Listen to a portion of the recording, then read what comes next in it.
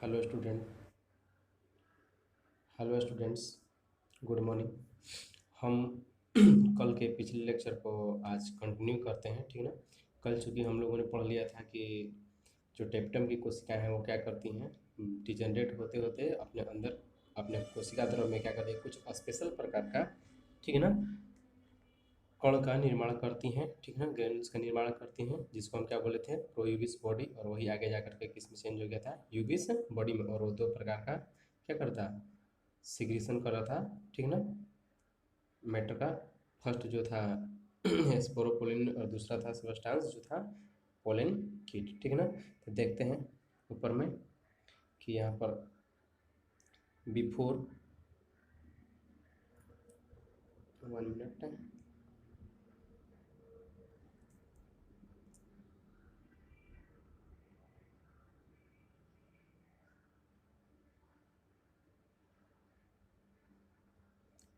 before degeneration of cell of tapetum they formed a special granules, ठीक है ना, प्रोयूबिस body in cytoplasm, ठीक है ना। ये प्रोयूबिस बॉडी है और ये क्या कर रहा है, दो प्रकार का पदार्थ है, क्या कर रहा है, सॉरी, ये प्रोयूबिस बॉडी पहले यूबिस बॉडी में चेंज हुआ और उसके बाद ये क्या कर रहा है, दो प्रकार का पदार्थ है, क्या कर रहा है, स्राव कर रहा है, ठीक ना, सिग्रेशन कर रहा है। फर्स्ट जो है स्पोरोपोलेनिन और सेकंड जो है पोलिन कीट। ये कल हम लोग पढ़ चुके थे, ठीक है ना। अब देखिए जो स्पोरोपोलेनिन के बारे में थोड़ा सा जानकारी लेते हैं। स्पोरोपोलेनिन जो है, ठीक है ना, ये क्या है, जैविक जगत का क्या है, सबसे हार्डेस्ट मटेरियल, ठीक है ना। इसको किसी भी प्रकार के अम्ल, क्षार या फिर एंजाइम से इसको अपघटित नहीं किया जा सकता है, ठीक है ना। अब ये जो स्पोरोपोलेनिन है वही क्या करता है अब देखिए स्पोरोपोलेनिन जो है, ठीक है ना, ये क्या करता है, जो परागकण होता है, परागकण के संपर्क में क्या होता है, आता है। चूँकि देखिए ये बताते हैं कि ये मान लेते हैं कि ये क्या है, टेपिटम की कोशिका है, ठीक है ना। ये जो कुछ भी मटेरियल को क्या करेगा, स्रावित करेगा। तो ये कहाँ पे है, ये चूँकि टेपिटम जो है आंतरिक लेयर था ये टेपिटम, ठीक है ना। तो अब इसके संपर्क में कौन था, पोलिन ग्रेन। और ये जो कुछ भी मटेरियल क्या करेगा, स्रावित करेगा, तो ये किसके संपर्क में जाएगा, ये जो पोलिन ग्रेन के क्या होगा, संपर्क में जाएगा।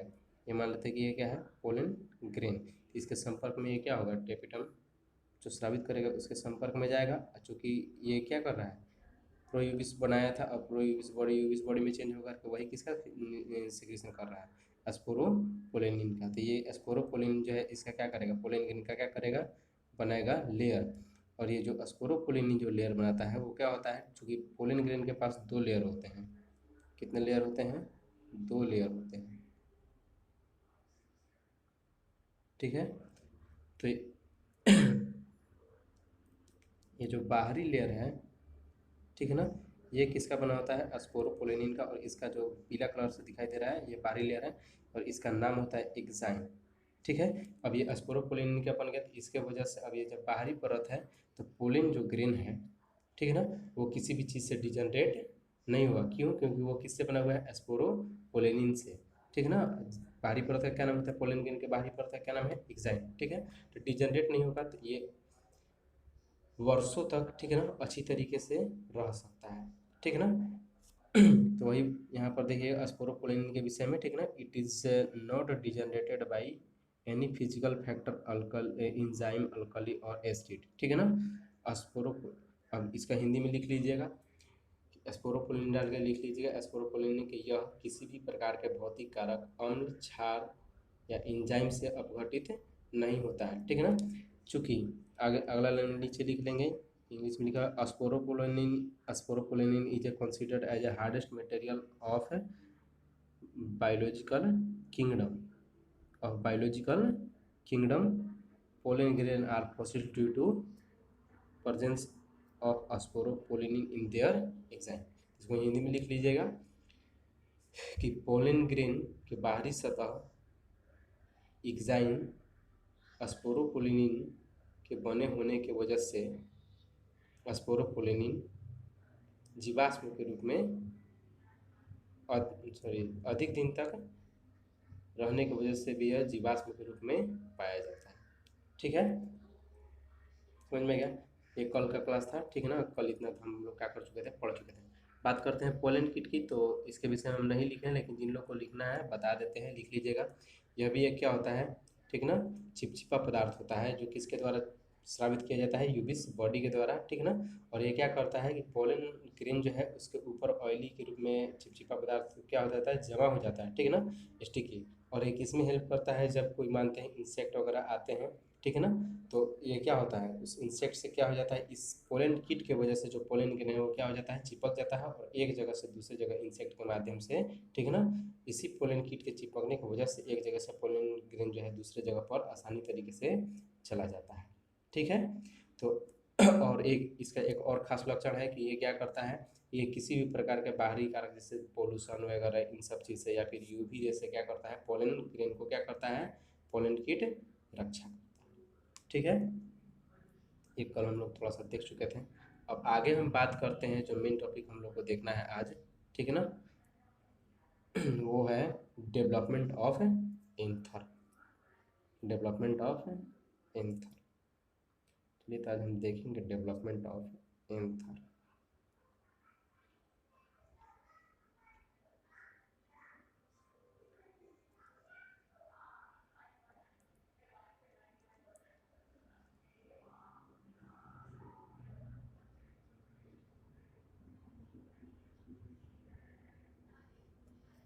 ठीक है, बात करने जा रहे हैं डेवलपमेंट ऑफ एंथर की, ठीक है। एंथर को ही हम क्या बोलते हैं, डेवलपमेंट ऑफ एंथर, इसी को हम क्या बोलते हैं, माइक्रोस्पोरोजेनेसिस, ठीक है ना, सॉरी माइक्रोस्पोरोजेनेसिस जो है इसको हिंदी में हम कहते हैं सूक्ष्म बीजाणु जनन, ठीक ना, परागकोश का विकास या फिर इसी को हम बोलते हैं सूक्ष्म बीजाणु जनन।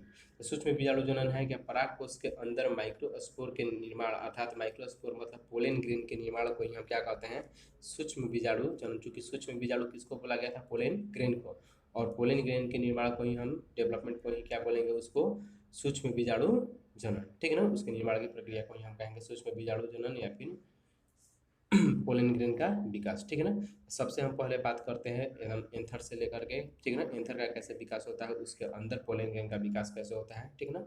स्टार्टिंग से एंथर से लेकर के हम पोलन ग्रेन के विकास तक क्या करेंगे यहाँ पर देखेंगे। तो शुरुआती अवस्था में 11वीं क्लास में बताया जा चुका है कि मेरिस्टेमेटिक कोशिका के विषय में, ठीक है ना। मेरिस्टेमेटिक सेल से क्या होता है, एक उभारनुमा संरचना का क्या होता है, विकास होता है, डेवलपमेंट होता है, और वही आगे जाकर के वो किस में चेंज हो जाता है, एंथर में, ठीक ना, एक संरचना खुलता है। और इस एंथर में जो होता है सबसे बाहर की ओर, ठीक है ना, यहाँ पर डायग्राम में देखिएगा, फर्स्ट में एंथर की बात कर रहे हैं, ठीक है ना, एंथर की एंथर का यहाँ पर डायग्राम बनाया गया, ठीक है ना। अभी इस एंथर में क्या होता है,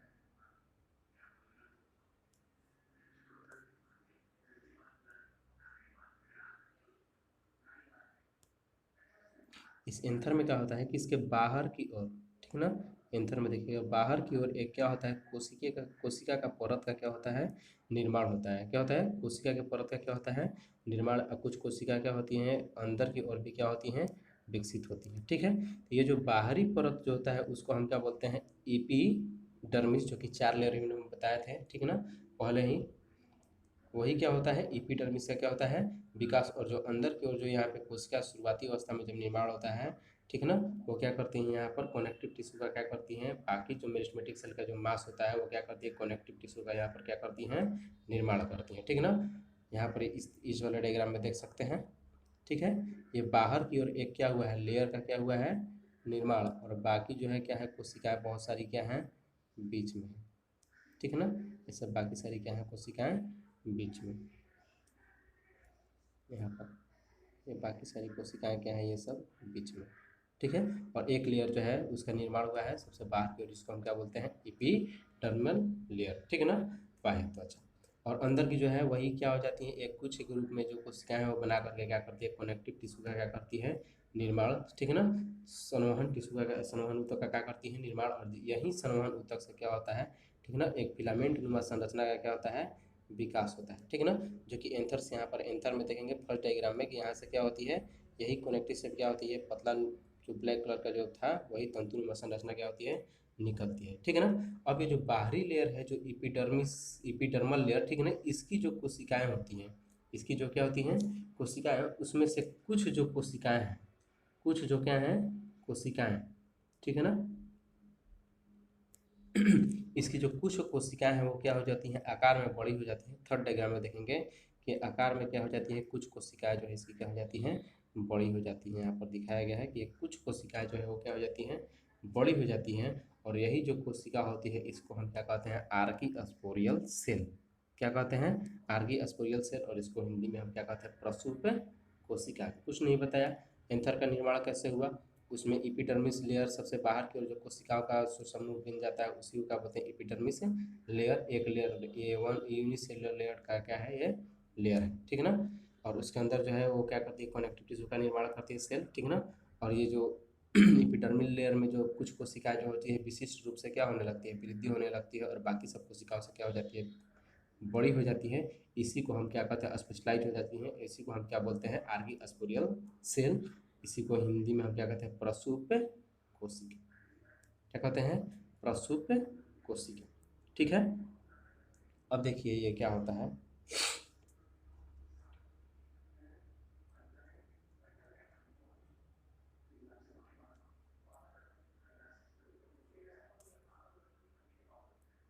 अब ये जो प्रसूप कोशिका है इसको, एक प्रसूप कोशिका को हम क्या कर लेते हैं, यहाँ से बाहर निकाल लेते हैं। क्या कर लेते हैं, बाहर निकाल लेते हैं। और बाहर निकालने के बाद यहाँ पर हम इसको क्या करते हैं, ड्रॉ करते हैं, ठीक है ना। अब एक प्रसूप कोशिका को हमने क्या कर लिया, बाहर निकाल लिया, ठीक है। बाहर निकालने के बाद देखते हैं कि इसमें क्या होता है। ये जो प्रसूप कोशिका है ये विकसित होते रहती है, डेवलप होते रहती है, ठीक है ना। इसका साइज क्या होता है, अदर कोशिकाओं से बड़ा होते रहता है। और इसमें फिर बाद में क्या होता है कि इसमें डिवीजन हो जाता है, पेरिक्नाइलर डिवीजन। अर्थात ये क्या है, मानते हैं कि ये कोई क्या है, कोशिका है। क्या है, कोशिका। और इसमें इस तरीके से डिवाइजन हो जाता है, ठीक है ना। जैसे कि ये हो गया हम इस तरीके से स्ट्रेट लाइन, और यहाँ से क्या है, ये कोई कोशिका निकला हुआ है इस तरीके से, और इसमें क्या हो गया, इस तरीके से अगर क्या हो गया, विभाजन। तो इस प्रकार के विभाजन को हम क्या कहते हैं, परिणत विभाजन। तो इस प्रसूप कोशिका में क्या हो जाती हैं, विभाजन हो जाती है। और विभाजन होने के बाद क्या होता है, परिणत विभाजन होता है। और परिणत विभाजन होने के बाद यह कोशिका जो है दो कोशिकाओं में क्या हो जाती है, विभक्त हो जाती है। नीचे के डायग्राम में देखेंगे, यह दो कोशिकाओं में क्या हो गई, विभक्त। कितनी कोशिका में, दो कोशिका में। जो लेयर की जो और कोशिका रहती है, ठीक है ना, लेयर की ओर जो कोशिका रहती है उसको हम कहते हैं प्राथमिक भित्तीय कोशिका। चूंकि ये कहाँ है, भित्ति की ओर है, कहाँ है, भित्ति की। और इसलिए इसको हम क्या कहते हैं, प्राथमिक भित्तीय कोशिका। और इसके इंग्लिश में हम कहते हैं प्राइमरी पेराइटल सेल।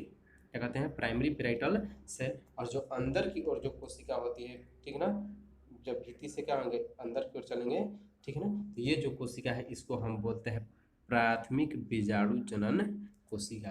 क्या बोलते हैं, प्राथमिक बीजाणु जनन कोशिका। और इसको इंग्लिश में बोलते हैं प्राइमरी स्पोरोजिनस सेल।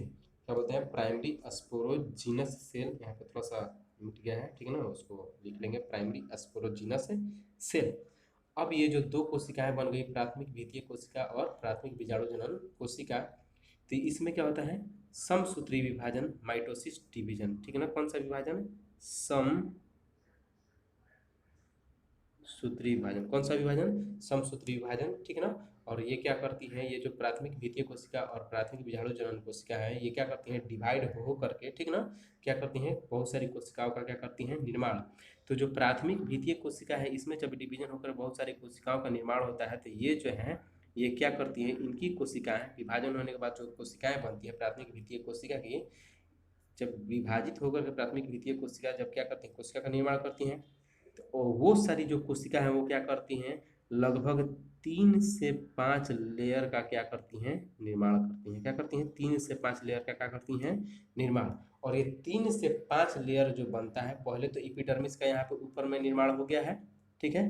बाकी बच गया था कितना लेयर, 3 लेयर, ठीक है ना, इंडोथीसियम, मिडिल लेयर और टेपिटम। तो यही जो 3 से 5 लेयर है वो किसका निर्माण करती है, यहाँ पर देखिए ऊपर में लिखा गया है EMT।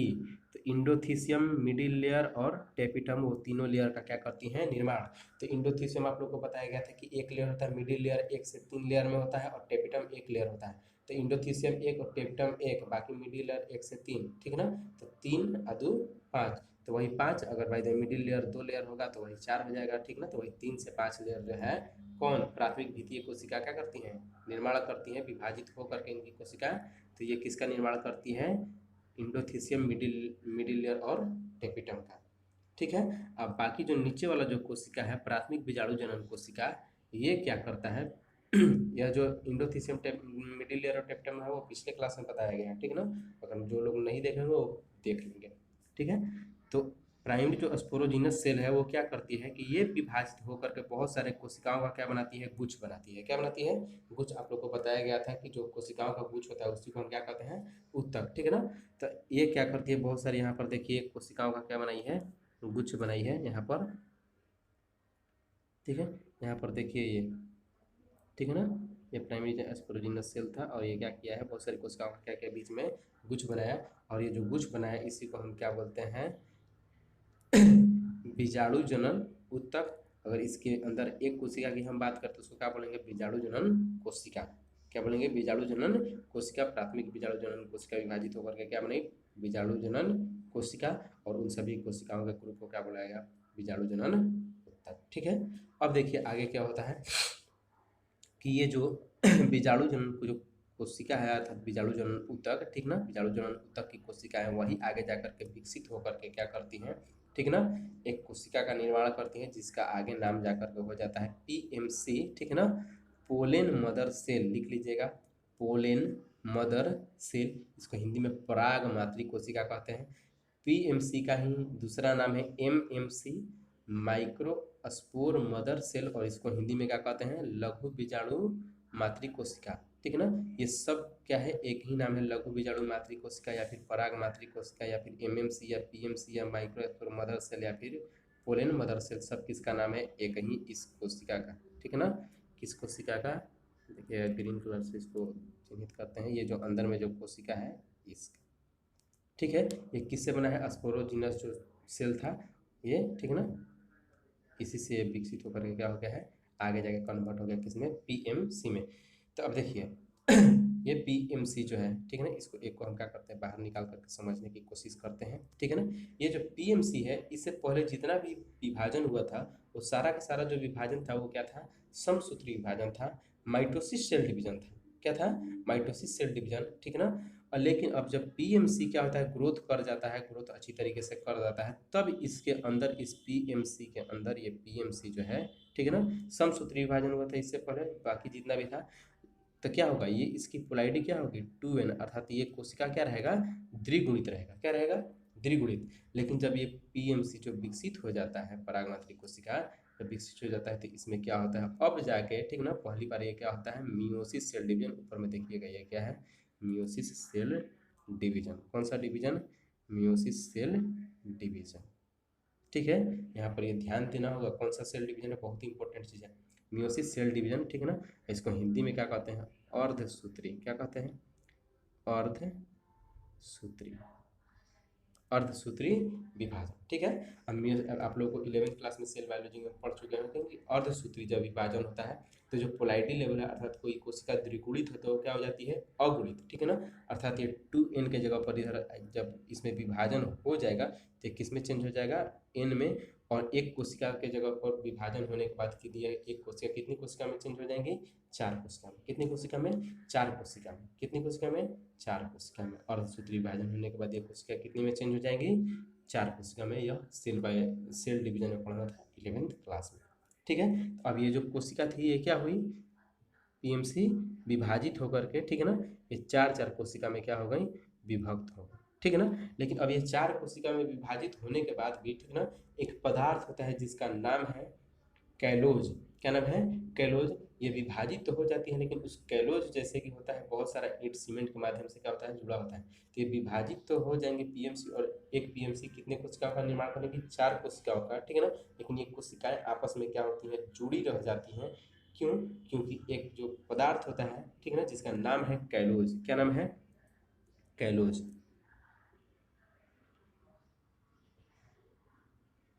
ठीक है ना। क्या नाम है उसका, कैलोज, ठीक है ना। अब ये देखिए ये जो कोशिकाएं विभाजित होकर के ऊपर में देखिएगा यहाँ पे, ठीक है ना, इस तरीके से ये देखिएगा, ये जो 5 डायग्राम साइड में बनाया गया है, ठीक है ना। ये देखिए 3 दिखाई दे रहा है लेकिन ये 3 भी नहीं है, ठीक है ना। ये कितना है, 4, 3 के नीचे एक और है, 3 के नीचे एक और है।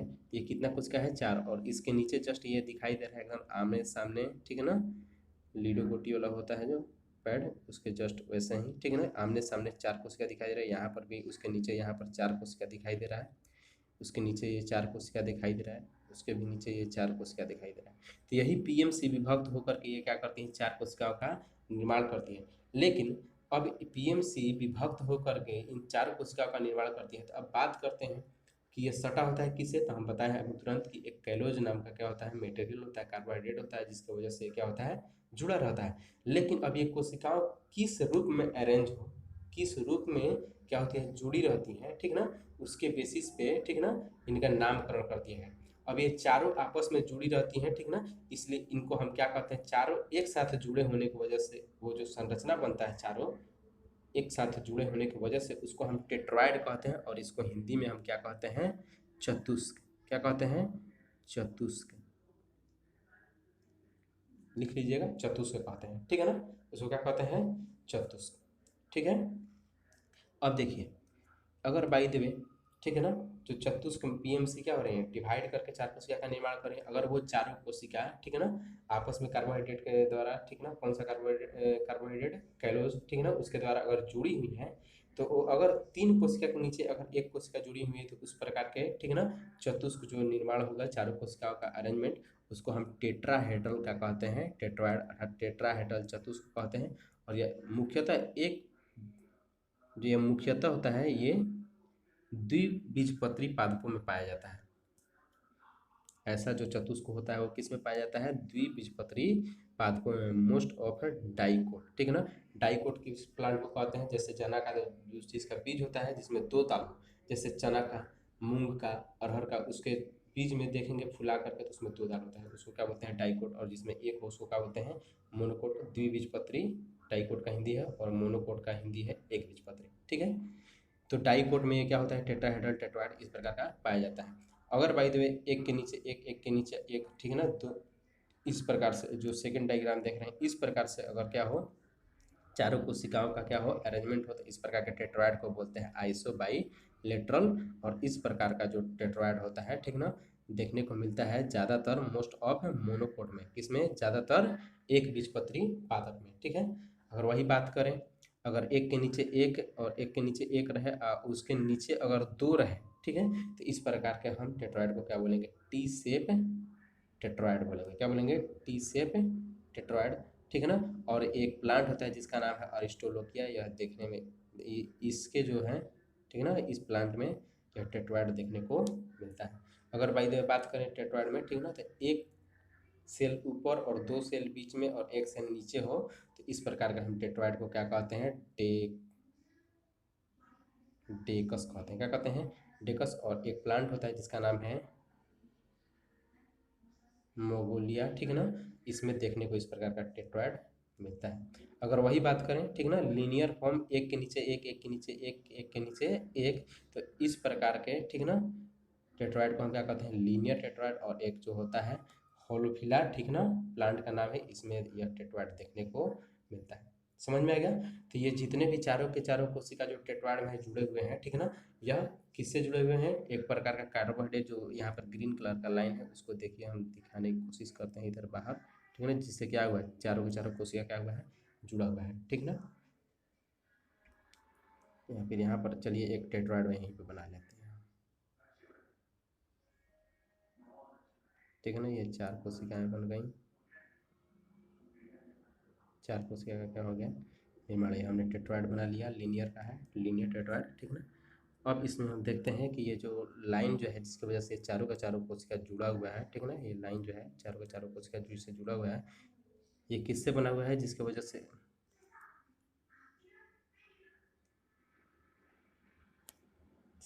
ये क्या हुआ था, जुड़ा हुआ था, ठीक ना। तो इसका नाम था CALLOS,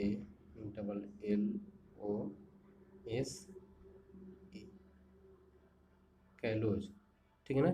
इसके वजह से क्या हुआ था, जुड़ा हुआ था। अभी जो टेट्राइड का जो निर्माण हुआ है वो किसके संपर्क में रहेगा, लास्ट जो लेयर था टेपिटम, उसी के क्या होगा, संपर्क में होगा। यहाँ पर देखिए, इस वाले डायग्राम को देखिए, जहाँ पर 3 से 5 लेयर लिखा है, ठीक है ना, इस वाले डायग्राम को यहाँ पर देखिए, ठीक है ना। तो जो अंदर की ओर जो लेयर का निर्माण होगा वो कौन सा होगा, टेपिटम। और इसके जस्ट यहाँ पर ये क्या हो रहा है, इस स्पोरोजिनस सेल से ही क्या हो रहा है, पीएमसी का निर्माण, और पीएमसी क्या, टेट्राइड का क्या हो रहा है, निर्माण। यहाँ पर जितने भी टेट्राइड इसमें इसमें ये बनेंगे, इसमें ये सब जो भी टेट्राइड बनेगा वो किसके संपर्क में होगा, लास्ट लेयर टेपिटम के संपर्क में। और टेपिटम को बताए गए थे पिछले लेक्चर में कि टेपिटम क्या है, कुछ पदार्थ का क्या करती है, श्रवण करती है। क्या करती है, कुछ कुछ पदार्थ का क्या करती है, श्रवण, जिसमें एंजाइम वगैरह क्या होता है, पाया जाता है। ठीक है ना। तो ये जो, चलिए मानते हैं कि यहाँ पर टेपिटम की कोशिका बना रहे हैं, ये क्या बना रहे हैं, टेपिटम लेयर बना रहे हैं। ठीक है ना। टेपिटम क्या कर रही है, कुछ एंजाइम का क्या कर रही है, श्रवण कर रही है। तो ये टेपिटम जो है ये क्या करती है, एंजाइम का स्त्राव करती है, जिसका नाम है कैलेज। कैलोज और कैलेज में अंतर है, CALLASE। ये क्या है, एंजाइम, और जिससे ये टेट्राइड में चारों सेल जुड़े हुए हैं उसका नाम है कैलोज। ठीक है ना। तो ये टेपिटम के संपर्क में कौन है, टेट्राइड, और टेपिटम क्या कर रही है, एक प्रकार का एंजाइम का क्या कर रही है, स्राव कर रही है। ठीक है ना। एंजाइम का क्या कर रही है, स्राव, जिसका नाम है कैलेज। और ये जो कैलेज है वो क्या करता है, कैलोज को क्या कर देगा, अपघटित कर देगा, पिघला देगा। क्या कर देगा, पिघला देगा।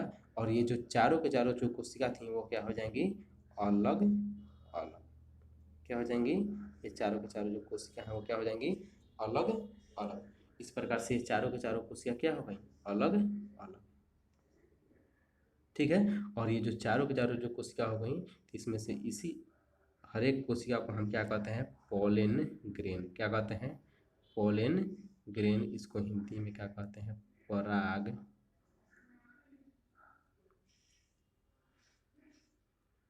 कण। क्या कहते हैं, पराग कण। ठीक है,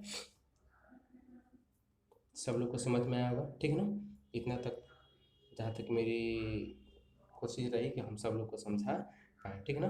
हमने कुछ नहीं बताया एंथर का डेवलपमेंट हुआ, एंथर में क्या हुआ, एपिडर्मिस का चारों तरफ क्या हुआ, निर्माण हुआ, उसके अंदर कुछ कोशिकाओं का निर्माण हुआ। ठीक है ना। एपिडर्मिस की कुछ कोशिकाएं क्या कर दी, बड़ी हो गई या स्पेशलाइज हो गई। ठीक है ना। जिसको प्रसूत कोशिका बोला, उसमें अंदर में जो सेल था उसको क्या बोला गया यहाँ पे, कनेक्टिव टिश्यू। ठीक है ना। जहाँ से फिलामेंट निकल गया। लेकिन अब बात करते हैं, एक प्रसूत कोशिका को निकालते हैं, उसमें विभाजन हुआ, परिणत विभाजन, दो कोशिकाओं में क्या हो गया, चेंज हो गया। ठीक है ना। एक जो प्राथमिक द्वितीय कोशिका, एक जो है प्राथमिक बीजाणु जनन कोशिका।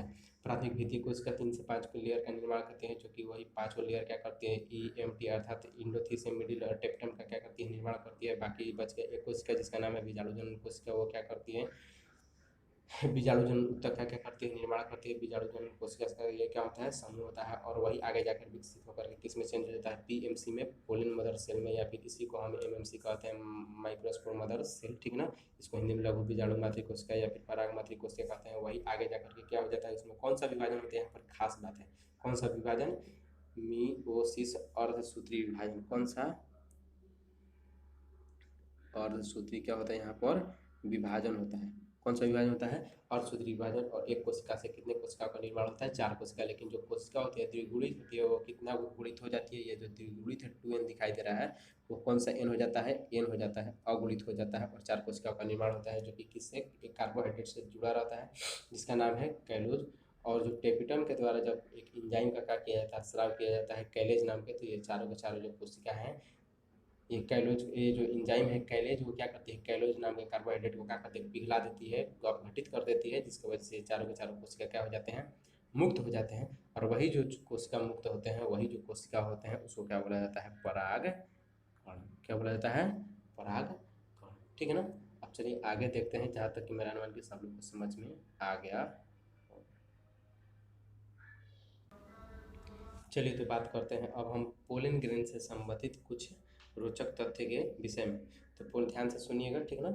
जो पोलन ग्रेन होता है, ठीक ना, पश्चिमी देशों में उसका क्या किया जाता है, उसमें बहुत ज़्यादा मात्रा में न्यूट्रिशन होने की वजह से पश्चिमी देशों में क्या किया जाता है, उससे टैबलेट और सिरप बनाया जाता है, उसको डेली डाइट में शामिल किया जाता है, उसको लिया जाता है, ताकि जो इंसान हो वो क्या रह सके, इनर्जेटिक रह सके। ठीक है ना। वही अगर बात करें पोलन ग्रेन से, देखिए तो ऊपर में हम बात करते हैं, ठीक है ना, पोलन ग्रेन से संबंधित कुछ जानकारियों के विषय में। ठीक है ना। तो यहाँ पर देखिएगा लिखा है ऑल दी फोर, ठीक है ना,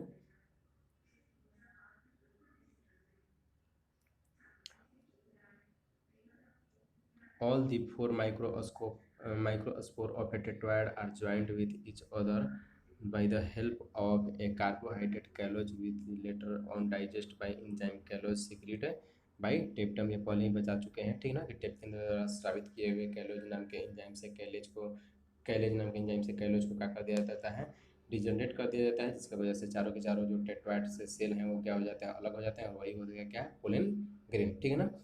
अगला बात करते हैं इन साइप्रेस से, ठीक ना। एक सिप्रस नाम का क्या है, प्लांट, जो कि एक फैमिली है, जिसे सोलनेसी, रोजेसी और लेगमिनेसी बहुत सारे पढ़े हुए थे 11वीं क्लास में, ठीक है ना, फैमिली के विषय में। उसी प्रकार से एक फैमिली है जिसका नाम है सिप्रेसी, ठीक है ना। इसी से यह जो प्लांट है सिप्रस वो क्या करता है, बिलोंग करता है, ठीक है ना। जैसे कि अभी हम टेट्राइड के विषय में क्या किए हैं, देखे हैं। तो टेट्राइड में जो चारों के चारों जो सेल होते हैं वो क्या करते हैं, अच्छे, जैसे कि जो होते हैं वो क्या होते हैं, फंक्शनल होते हैं, क्रियात्मक होते हैं। लेकिन इसकी ये खास ये कैरेक्टर है पोलन ग्रेन के, कि जो चारों के चारों जो टेट्राइड में जो होते हैं माइक्रोस्पोर, ठीक ना, माइक्रोस्पोर, उसमें से 3 जो होता है, ठीक है ना, ये मानते हैं कि ये क्या बना लिए, टेट्राइड, ठीक ना, जिसमें से ये क्या है, 4 सेल है, इसमें से ये 3 जो है वो क्या हो जाते हैं, 3 क्या हो जाते हैं, बर्बाद हो जाते हैं, क्या हो जाते हैं, डिजनरेट हो जाते हैं, खराब हो जाते हैं, ठीक है ना, अनफंक्शनल हो जाता है। एक जो लास्ट बचता है वही क्या होता है, फंक्शनल होता है। कैसा होता है, फंक्शनल, ठीक है ना। तो वही बोला गया है कि in Cyperaceae belong to family Cyperus out of 4 microspore of a pollen grain of tetrad 3 degenerate, कितना degenerate, 3 degenerate and only 1 microspore as a pollen grain functional, अर्थात एक जो माइक्रोस्पोर होता है वो पोलन ग्रेन के रूप में क्या होता है, फंक्शनल, ठीक है ना। तो जो सिप्रस प्लांट है, ठीक है ना, जो सिप्रेसी फैमिली से क्या करता है, बिलोंग करता है, टेट्राइड जो उसमें बनता है उसमें से 3 जो माइक्रोस्पोर होता है वो क्या होता है, बर्बाद हो जाता है, खत्म हो जाता है, ठीक है ना। और एक जो होता है वो क्या होता है, अच्छा रहता है, फंक्शनल रहता है और कार्य करता है, ठीक है ना। याद रखने लायक चीज़ें हैं,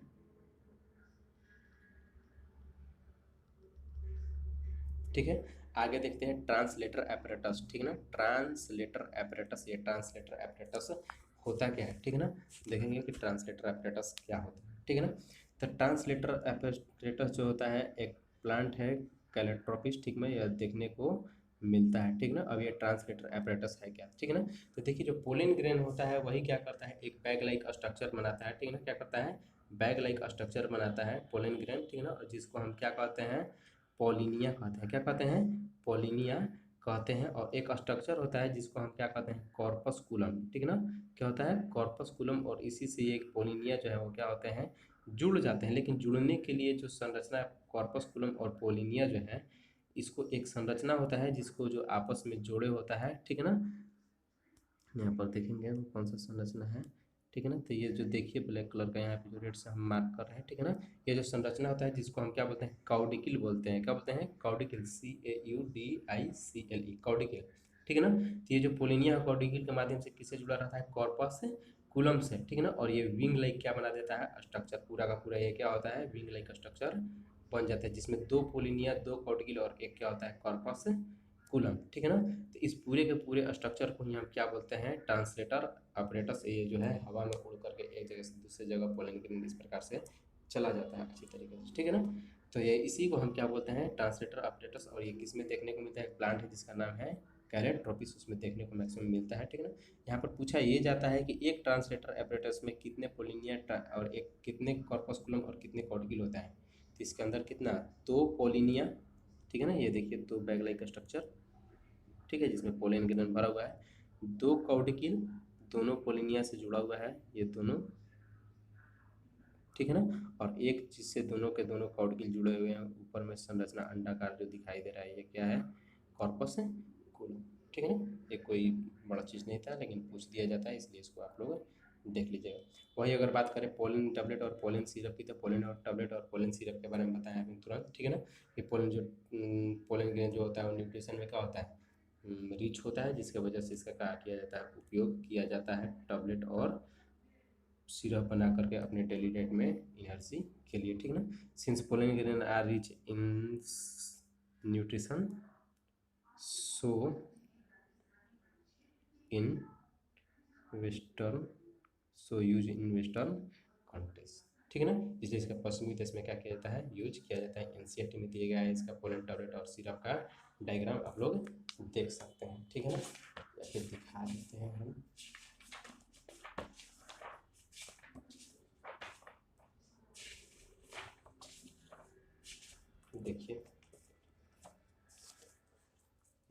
पोलन टैबलेट और ये पोलन टैबलेट यहाँ पर है, पोलन टैबलेट और सिरप।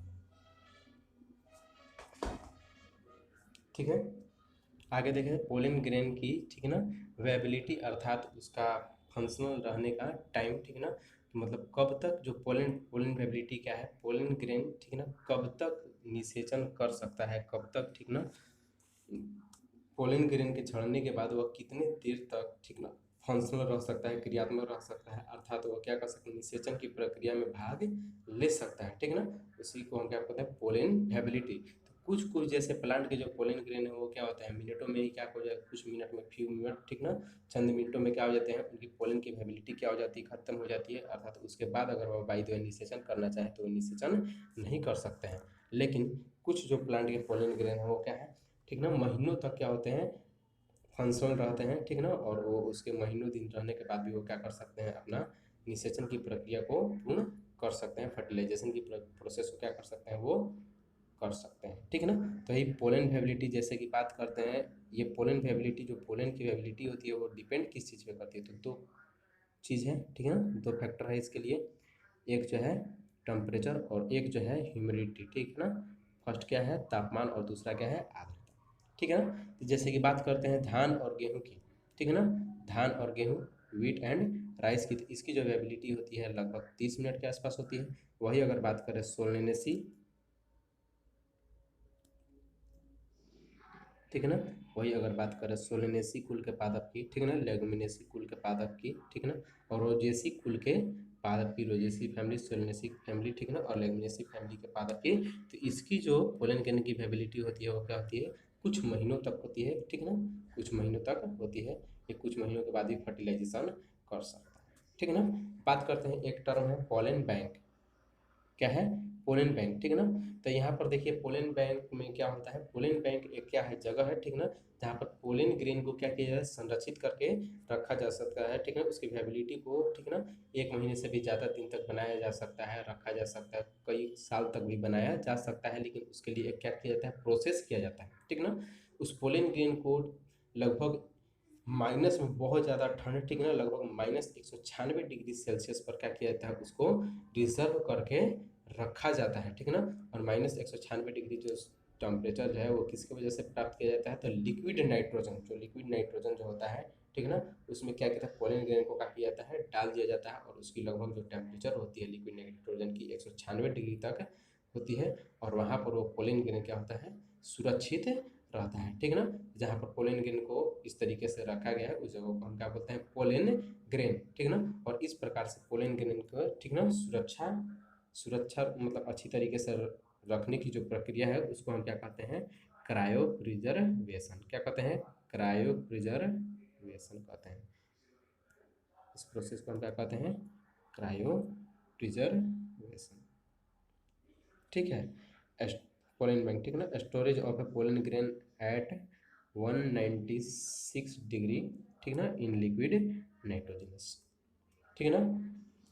अब बात करते हैं एरो एलर्जन, एरो एलर्जन है क्या, ठीक है ना, अर्थात जो हमको एलर्जन है क्या, एलर्जन वो सारे पदार्थ जो क्या करते हैं, हमको एलर्जी पैदा करने का क्या करते हैं, काम करते हैं, ठीक है ना, उन सभी चीज़ को हम क्या बोलेंगे, एरो एलर्जन, ठीक है ना, एलर्जी जो पैदा करने का क्या करता है, काम करता है, ठीक है ना। तो कुछ जो प्लांट के जो पोलन ग्रेन है, ठीक है ना, वो अगर हमारे नाक के माध्यम से, ठीक है ना, श्वसन मार्ग में अगर चले जाते हैं तो वो भी क्या करते हैं, हमको एलर्जी का काम करते हैं, क्या करते हैं, काम करते हैं, ठीक है ना। जैसे कि वो क्या करेंगे, अगर वायु देव पोलन ग्रेन हमारे नाक के माध्यम से अगर श्वसन मार्ग में चला जाता है तो हमको अस्थमा, ब्रोंकाइटिस वगैरह जैसे रोग से क्या कर सकता है, ग्रसित कर सकता है, ठीक ना।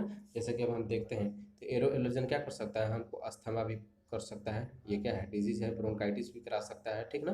लेकिन कुछ कुछ जैसे कि अब प्लांट के विषय में देख लेते हैं जो क्या करते हैं, एरो एलर्जन, उसका जो पोलन ग्रेन है वो क्या करता है, एरो एलर्जन, ठीक ना, जो हमको एलर्जी पैदा करने का क्या करता है, काम करता है। तो जैसे कांग्रेस ग्रास, ठीक है ना, इसको हम कैरोट ग्रास भी क्या कहते हैं, ठीक है ना, कांग्रेस ग्रास, इसको कैरोट ग्रास भी कहते हैं, गाजर घास, इसको हिंदी में क्या बोलते हैं, गाजर घास, क्योंकि ये पहले इंडिया में पाया नहीं जाता था, पहले इंडिया में नहीं पाया जाता। इसका जब प्लांट देखेंगे तो एकदम जस्ट हूबहू कैसा होता है, गाजर के पौधे की तरह इसकी जो पत्तियां होती हैं वो कैसी होती हैं, गाजर के ठीक है ना, जो पौधा है उसकी पत्ती की तरह, ठीक है ना। ये पहले इंडिया में पाया नहीं जा रहा था, ठीक है ना।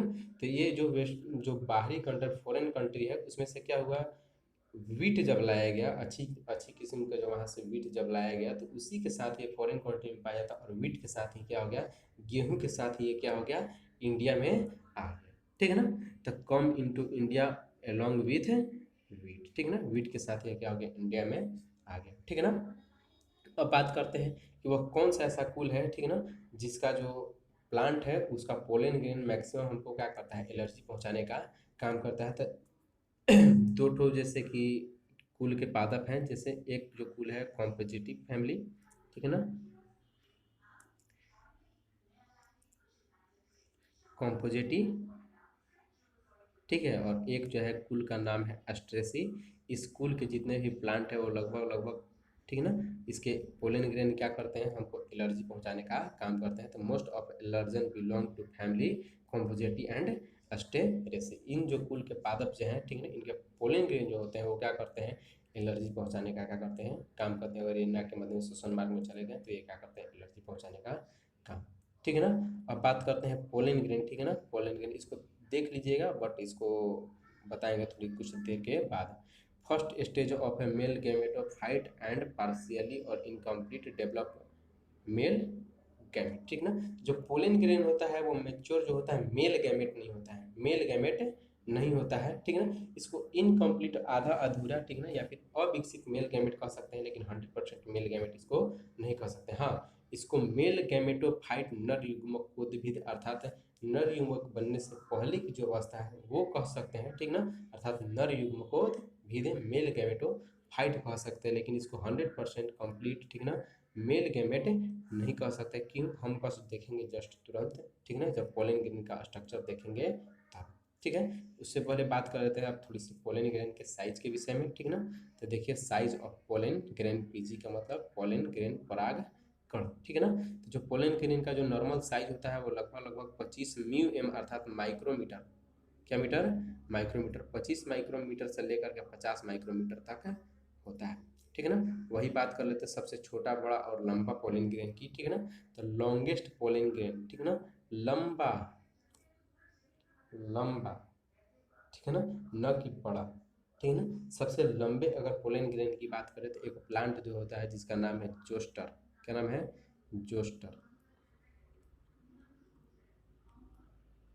क्या नाम है, जोस्टर। और इस प्लांट का जो पोलन ग्रेन होता है क्या होता है, सबसे क्या होता है, लंबा, पतला, इस तरीके से रिबन लाइक फिलीफॉर्म होता है। कैसा होता है, फिलीफॉर्म, रिबन लाइक, ठीक है ना, रिबन के जैसा।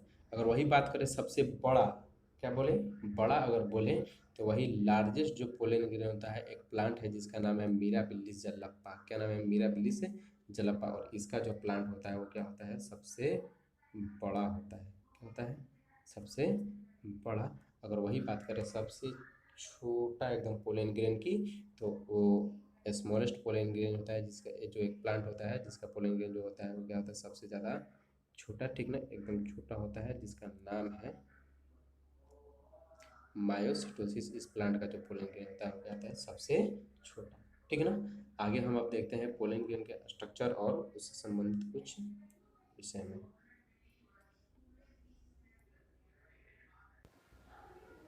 चलिए तो हम बात करते हैं, ठीक है ना, पोलन ग्रेन के स्ट्रक्चर, परागकण की संरचना के विषय में। किसके विषय में, परागकण की संरचना के विषय में, ठीक है। ये क्या है, पोलन ग्रेन का स्ट्रक्चर, किसके विषय में बात करने जा रहे हैं, पोलन ग्रेन के स्ट्रक्चर के विषय में, परागकण की, ठीक ना, कण की संरचना के विषय में, ठीक है ना, परागकण की संरचना के विषय में। तो आपको पहले ही बता चुके हैं कि परागकण जो होता है उसके चारों तरफ क्या होता है, दो लेयर पाया जाता है। कितना लेयर पाया जाता है, दो लेयर। जो ये क्या है, परागकण है, ये क्या है, परागकण है। ये जो फर्स्ट डायग्राम दिखाया गया है ये किसका है, परागकण का, ठीक है ना। ये किसका डायग्राम है, परागकण का, ठीक है ना।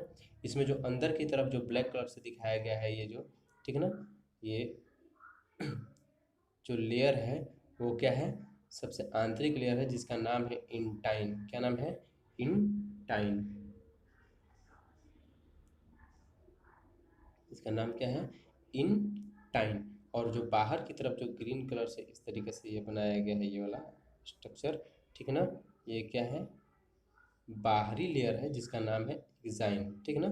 इंटाइन को हिंदी में हम बोलते हैं अंतःचोल, क्या बोलते हैं, अंतःचोल।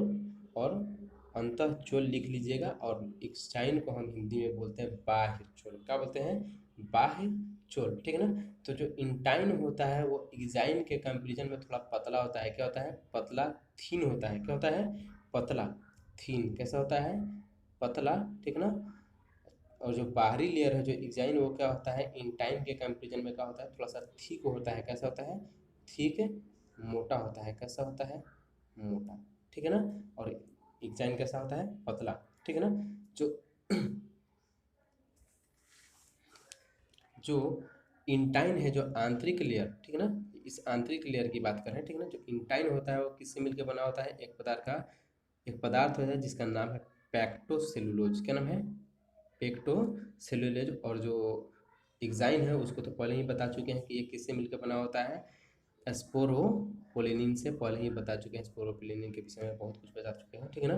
ये किससे मिलकर बना होता है, स्पोरोपोलिनिन से। लेकिन इन दोनों में खास बात यह है कि जो इंटाइन है वो पूरे के पूरे परागकण पर पाया जाता है, पूरे के पूरे परागकण सरफेस पर पाया जाता है, अंदर की ओर सारे जगह पर होता है। लेकिन एक्साइन जो होता है, जो बाहरी लेयर जो स्पोरोपोलिनिन से बना होता है, ठीक है ना, वो पूरी की पूरी सरफेस पर नहीं पाया जाता, पूरी की पूरी सतह पर, परागकण के पूरी की पूरी सतह पर नहीं पाया जाता है। देखिए यहाँ पर कुछ खास जगह पर, यहाँ पर, ठीक है ना, ये वाला जो जगह दिखाई दे रहा है ये वाला, ठीक है ना, इस जगह पर ये क्या है, जो एक्साइन है वो क्या है, अनुपस्थित है, अब्सेंट है। इस जगह को हम क्या बोलते हैं, जर्म पोर बोलते हैं, क्या बोलते हैं, जर्म पोर। और इसको हिंदी में हम कहते हैं जनन छिद्र, क्या कहते हैं, जनन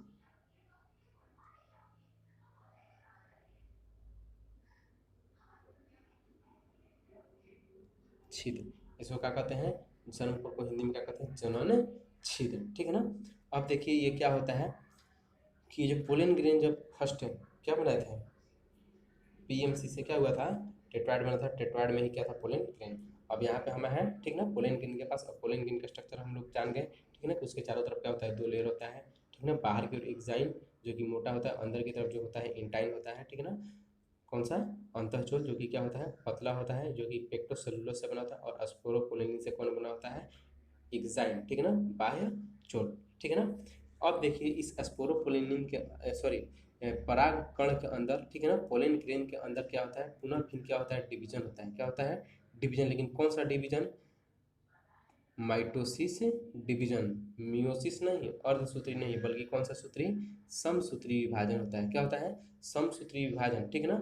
और समसूत्री विभाजन होता है तो इसके बाद क्या होता है, दो कोशिकाओं का क्या होता है, यहाँ पर देखिएगा, यहाँ पे कि दो कोशिकाओं का क्या होता है, निर्माण होता है। लेकिन यह असमरूप होता है, असमान होता है, क्या होता है, असमान, अर्थात एसिमेट्रिकल होता है, कैसा होता है, एसिमेट्रिकल। इसका मतलब यह है कि विभाजन होने के बाद, समसूत्री पोलन ग्रेन में समसूत्री विभाजन होने के बाद जब दो कोशिका समसूत्री हो रहा है, क्योंकि दो कोशिका बनेगा, तो दो कोशिका होता है तो क्या होता है, असमान, एसिमेट्रिकल। इसका मतलब कि जो दोनों कोशिका बनेगी वो बराबर नहीं होगी, एक छोटा और एक क्या होगा, बड़ा। तो यहाँ पर दो कोशिकाओं का निर्माण हो गया, देखिए यहाँ पे, ठीक ना, एक बीच में प्लेट नुमा संरचना क्या होता है, पोलन ग्रेन के अंदर क्या होता है, निर्माण होता है, ठीक है ना। और ये क्या हो जाता है, ये जो पोलन ग्रेन जो है, इसकी कोशिका कितने भाग में बढ़ जाती है, दो भाग में, ठीक है ना। और दो कोशिकाओं का क्या हो जाता है, निर्माण। एक जो कोशिका है उसका नाम है जनरेटिव सेल, क्या नाम है,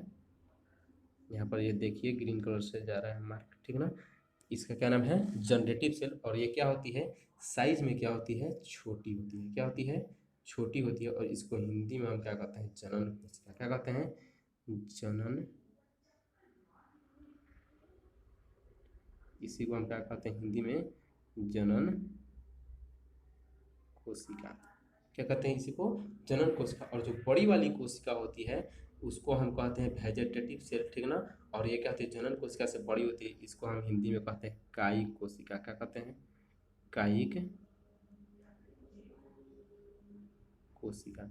इसको हिंदी में क्या कहते हैं, कायिक कोशिका, ठीक है ना। अब देखिएगा इस प्रकार से दो कोशिका का क्या हो गया, निर्माण हो गया, ठीक है ना। अगर बात करें वही आगे, ठीक है, तो ये जो जनन कोशिका है वो सेपरेट होकर के क्या हो जाती है, जो कि छोटी होने की वजह से, क्या होने की वजह से, छोटी होने की वजह से ये सेपरेट होकर के क्या हो जाती है, यहाँ पर देखिएगा अगले डायग्राम में, ठीक है ना, ये सेपरेट होकर के ये वेजिटेटिव कोशिका के अंदर में ही क्या हो जाती है, समाहित हो जाती है। ये वेजिटेटिव जो कोशिका है ये वाला, ठीक है ना, ये वेजिटेटिव कोशिका है और ये इसका न्यूक्लियस है, और ऊपर में ये जो ब्लैक कलर पॉइंट जैसे दिखाई दे रहा है ये क्या है, जर्मेटिस का क्या है, न्यूक्लियस। तो ये सेपरेट होकर के, ठीक है ना, जो जनरेटिव सेल है, जनन कोशिका, वो किसके अंदर आ जाती है, कायिक कोशिका के अंदर। चूंकि कायिक कोशिका क्या है, वेजिटेटिव सेल क्या है, बड़ी।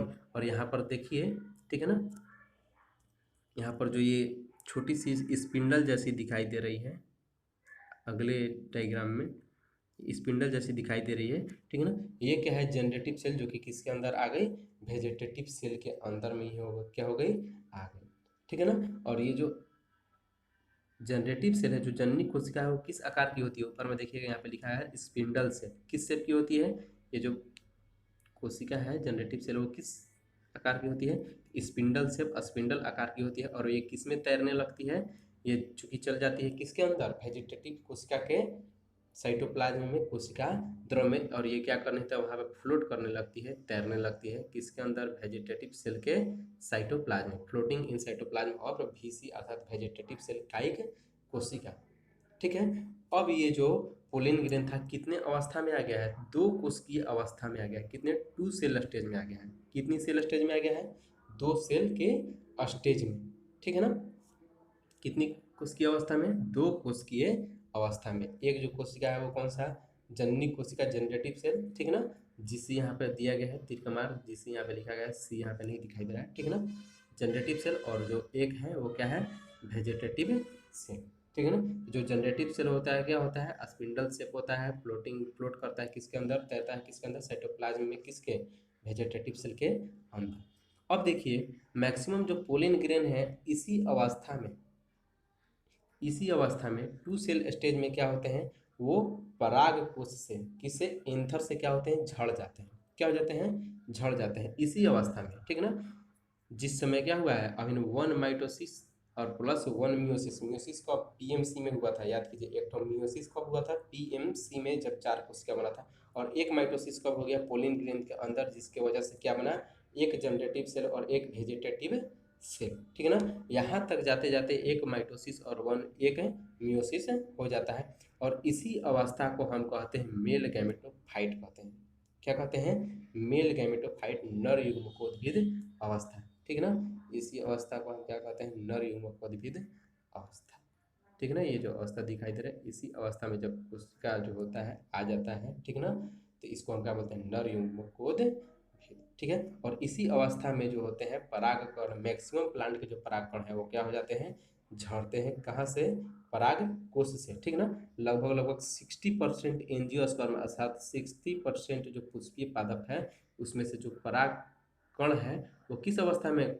झड़ता है, इसी 2 कोशिकीय अवस्था में, इसी 2 कोशिकीय अवस्था में क्या होता है, झड़ता है, 2 सेल स्टेज में क्या होता है, झड़ता है। लेकिन कुछ कुछ एंजियोस्पर्म जैसे 40% एंजियोस्पर्म में यह कोशिका जो है अभी और विभाजित होती है, अभी दिखाएंगे कि कहाँ कैसे होती है, लेकिन और विभाजित होती है, और वह 3 कोशिकीय अवस्था में जब चली जाती है तब क्या होती है, झड़ती है, क्या होती है, रेयरली क्या होती है, लगभग 40% केस में क्या होती है, यह 3 कोशिकीय अवस्था में क्या होती है, झड़ती है, ठीक है ना। अब देखिए इस अवस्था में यह झड़ गई और कहाँ चली गई,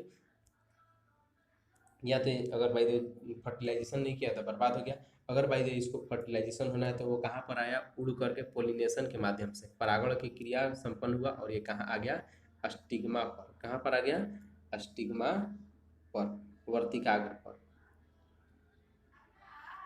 कहाँ पर आ गया, वर्तिकाग्र पर, ये फीमेल पार्ट है, ठीक ना, कैनोसियम का वर्तिकाग्र पर। और ये पोलन ग्रेन कहाँ चला आया, स्टिग्मा पर आ गया। ये देखिए छोटा सा कॉर्निमल संरचना स्टिग्मा के ऊपर क्या हो गया, आ गया यहाँ, ठीक है ना, स्टिग्मा पर।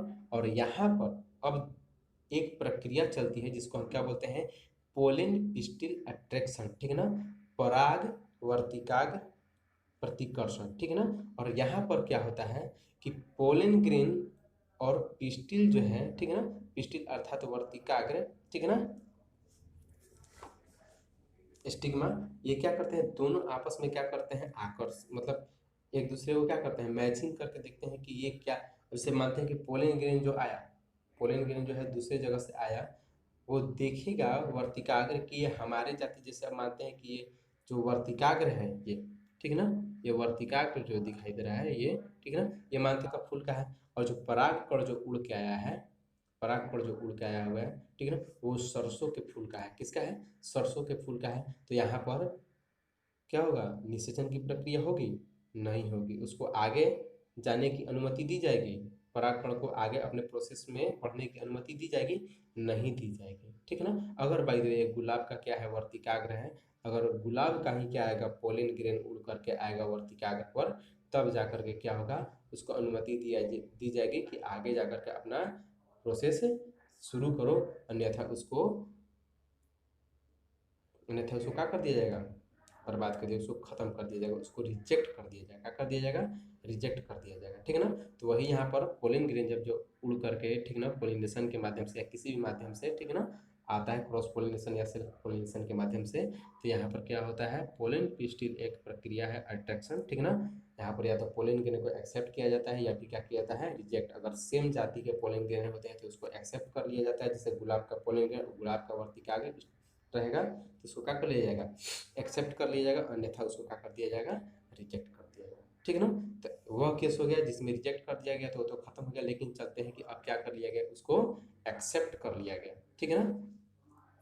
तो एक्सेप्ट कर लिया जाता है, तो यहाँ पर पोलन ग्रेन जो है वो क्या करता है कि पोस्ट पोलिनेशन, अब पोलिनेशन की बात की प्रक्रिया यह है, पोस्ट पोलिनेशन डेवलपमेंट, ठीक है ना, परागण के बाद, परागण के बाद परागकण का विकास, पोस्ट पोलिनेशन डेवलपमेंट, ठीक है ना, परागण के बाद विकास किसका, परागकण का, ठीक है ना। अब देखिए ये क्या होता है, अब ये क्या करता है कि जो पोलन ग्रेन है अपने अंदर, ठीक है ना, अपने अंदर से, ठीक है ना, पोलन ग्रेन में कितने सेल हैं, एक जो बड़ी कोशिका है वो क्या है, वेजिटेटिव सेल, और एक जो छोटी कोशिका है उसका क्या नाम है, जनरेटिव सेल। तो जनरेटिव जो सेल है वो किसके अंदर है, वेजिटेटिव सेल के अंदर, ठीक है ना। तो अब वेजिटेटिव सेल जो है वही क्या होती है, अपने बाहर जो चारों तरफ जो क्या पाया जाता है, सेल मेम्ब्रेन, उसी को क्या करती है, ठीक है ना, ये जो सेल है ये क्या है, सेल देखिएगा, ठीक है ना, ये जो सेल है, ठीक है ना, इस ये वेजिटेटिव सेल है, कौन सा सेल है, वेजिटेटिव सेल, और इसी के अंदर क्या है, जनरेटिव सेल भी क्या हुआ है, पड़ा हुआ है, ये जनरेटिव सेल है, ठीक है ना। जनरेटिव सेल के अंदर में अपना जनरेटिव न्यूक्लियस होगा, ठीक है ना, जनरेटिव सेल का न्यूक्लियस है, वेजिटेटिव सेल के अंदर भी वेजिटेटिव सेल का न्यूक्लियस होगा, जो कि इधर पीछे वाला डायग्राम में यहाँ पर दिखाया है, वेजिटेटिव सेल का न्यूक्लियस था, ठीक है ना, लेकिन अभी इसको दिखा नहीं रहे, स्पेस कम है इसलिए, ठीक है। तो वेजिटेटिव सेल का जो मेम्ब्रेन है वही क्या हो जाता है, ट्यूब जैसे स्ट्रक्चर में क्या होने लगता है, डेवलप होने लगता है, क्या होने लगता है, ट्यूब जैसे स्ट्रक्चर में क्या होने लगता है, डेवलप होने लगता है, ट्यूब जैसे स्ट्रक्चर में क्या होने लगता है, डेवलप होने लगता है, ठीक है।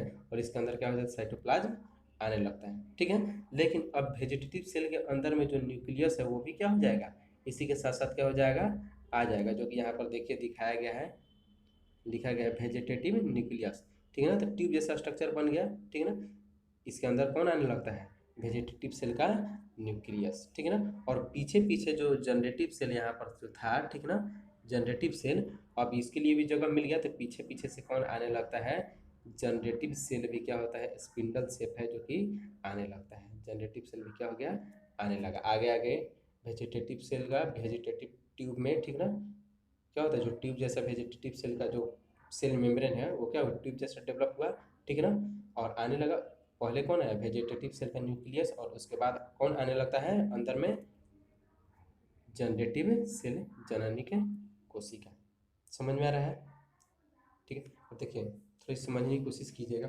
ये मानते हैं कि पोलिन ग्रेन है, ठीक है, इसके अंदर दो कोशिका है, ठीक है ना, एक जो जनरेटिव सेल है और ये बड़ा सा क्या है, वेजिटेटिव सेल, ठीक है ना। और वेजिटेटिव सेल के अंदर में ये क्या है, जनरेटिव सेल। वेजिटेटिव सेल जो है इसी का जो चारों तरफ का जो सेल मेम्ब्रेन है वो क्या किया, ट्यूब जैसा स्ट्रक्चर में क्या हुआ, डेवलप होने लगा, ठीक है। डेवलप होने लगा, वेजिटेटिव सेल का न्यूक्लियस होगा तो क्या हो जाएगा, ट्यूब जैसा जब डेवलप होगा तो वेजिटेटिव सेल का न्यूक्लियस जो नीचे की ओर आना स्टार्ट होगा। तो वेजिटेटिव सेल का जो न्यूक्लियस है वो नीचे की ओर आने लगा, ऊपर में उसके अंदर जो फ्लोट कर रहा था जनरेटिव सेल जो छोटा वाला, वो भी क्या होगा, उसके साथ साथ आना क्या हो जाएगा, शुरू हो जाएगा, ठीक है।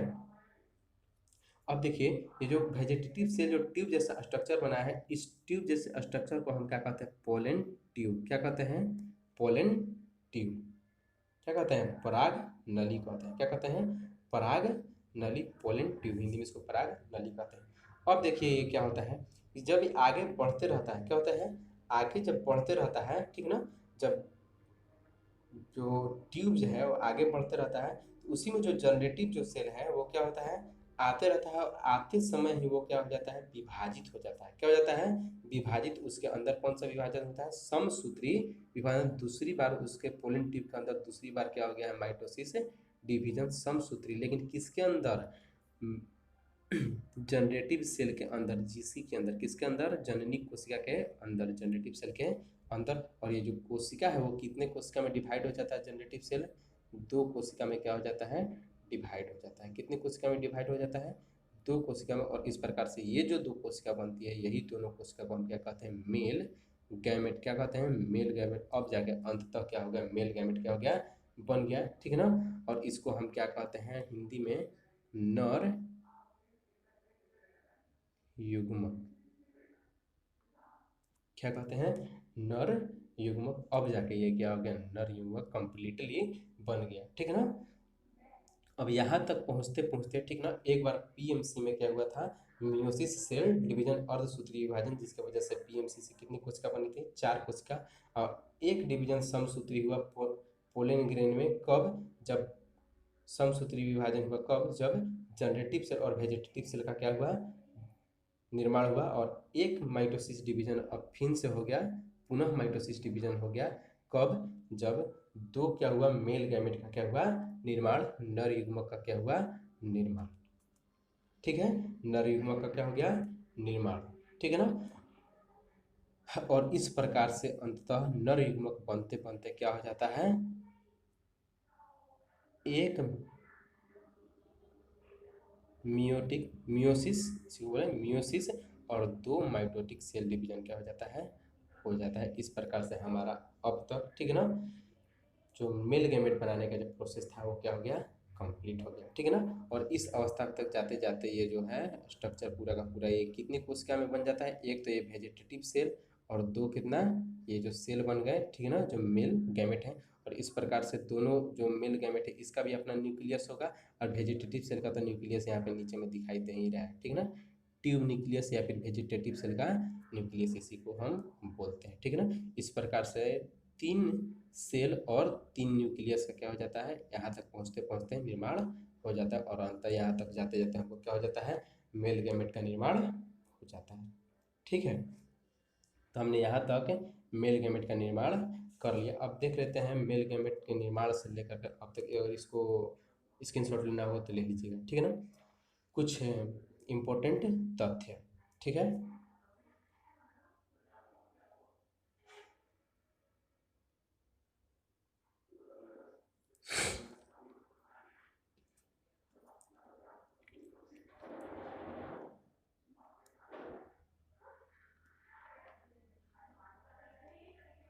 देखते हैं जो ट्यूब जो बना है वेजिटेटिव सेल से, ठीक है ना। अब ध्यान से 1 मिनट देख लीजिएगा, ठीक ना, बात को सुन लीजिएगा। जो वेजिटेटिव सेल से, ये जो वेजिटेटिव सेल था, ठीक है ना, यहाँ से जो ट्यूब निकला है, तो हम बताए थे कि जो पोलन ग्रेन जो होता है उसके चारों तरफ तो क्या होता है, स्पोरोपोलिन बाहरी आवरण है, ठीक है, जो कि क्या है, हार्डेस्ट मटेरियल है जैविक जगत का। तो उसको छेद कैसे करेगा पोलन, जो ट्यूब निकला है वो ट्यूब कैसे निकलेगा, जब उसके चारों तरफ क्या है, स्पोरोपोलिन से बना हुआ लेयर एग्जाइम, ठीक है ना। तो वो सारे जगह से नहीं करेगा, क्योंकि हम बताए थे कि जो एग्जाइम जो होता है, ठीक है ना, एग्जाइम जो होता है यहाँ पर देखिएगा सबसे ऊपर में, यहाँ पर बताया था कि कुछ जगह पर जो पोलन ग्रेन में एग्जाइन नहीं पाया जाता है, ठीक है ना, जिसको हम क्या बोले थे, जन्म पोर जनन छिद्र। ठीक है ना। ये जो पोलन ट्यूब का विकास होता है उसी जनन छिद्र वाले जगह से होता है, ठीक है, अन्यथा दूसरे जगह से नहीं होगा, क्योंकि एग्जाइन वहाँ पर प्रेजेंट होगा और एग्जाइन किससे बना हुआ है, स्पोरोपोलेनिन से, तो वो किसी को अंदर बाहर आने देगा नहीं, क्योंकि वो क्या है, बायोलॉजिकल जगत का क्या है, सबसे हार्डेस्ट मटेरियल, ठीक है ना। अब पोलन ट्यूब के विकास के लिए, ठीक है ना, दो पदार्थ जो होते हैं वो क्या होते हैं, बहुत अति आवश्यक होते हैं, ठीक है ना। एक तो होता है बोरोन, नीचे दिखेगा लैंग्वेज में, एक जो होता है बोरोन होता है और दूसरा जो होता है वो क्या होता है, कैल्शियम। ये पोलन ट्यूब के डेवलपमेंट के लिए क्या होता है, बहुत ज़्यादा रिक्वायर्ड होता है। Boron and calcium are required for the growth of pollen tube, ठीक है। अब देखिए ये वाला थोड़ा सा देख लेते हैं, ठीक ना। The growth of pollen tube is apical movement is chemotropic that is guide by the chemical secretion of filiform apparatus of synergid, ठीक है ना। तो जब ये पोलन ट्यूब स्टिग्मा पर आया था तो अंदर में एक ओवरी के अंदर, ठीक ना, एक स्ट्रक्चर पाया जाता है जिसका नाम है क्या है, सिनर्जिड, ठीक है ना। वो केमिकल निकालता है, ठीक है ना, और उसी के वजह से जो पोलन ट्यूब का मूवमेंट जो होता है, ठीक है ना, गाइनोसियम के अंदर होता है, ठीक है ना, गाइनोसियम की ओर होता है, न कि एटमॉस्फेयर में बाहर की ओर होता है, ठीक है ना। ये अभी जब गाइनोसियम जब पढ़ेंगे तो वहाँ पर हम देखेंगे, ठीक है ना। इसको बस ध्यान पे रख लीजिएगा कि जो पोलन ट्यूब का जो विकास होता है वो, ठीक है ना, कीमोट्रॉपिक होता है। कैसा होता है, रसायनानुवर्ती 9th क्लास में पढ़ा था, हाइड्रोट्रॉपिक, फोटोट्रॉपिक, कीमोट्रॉपिक, ठीक ना, ये सब पढ़ना था 9th क्लास में। रसायनानुवर्ती, जलानुवर्ती, गुरुत्वानुवर्ती, ठीक है ना, ये सब पढ़ना था, ठीक है, 9th क्लास में। तो हम जब गाइनोसियम जब पढ़ेंगे तो वहाँ पर देखेंगे कि जो पोलन ट्यूब जो विकास हुआ है वो गाइन, जिससे कि फीमेल के अंदर, जिससे कि जो ओवरी है उसी के अंदर क्यों जा रहा है, बाहर की ओर क्यों नहीं निकल रहा है, ठीक है। इस चीज़ को बस खाली याद कर लीजिएगा इतना, बाकी हम अगले लेक्चर में देखेंगे।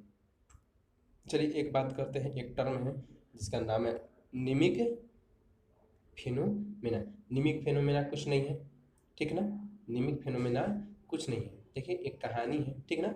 एक निमिक नाम के क्या थे, साइंटिस्ट थे, क्या थे, निमिक नाम के साइंटिस्ट, ठीक है ना।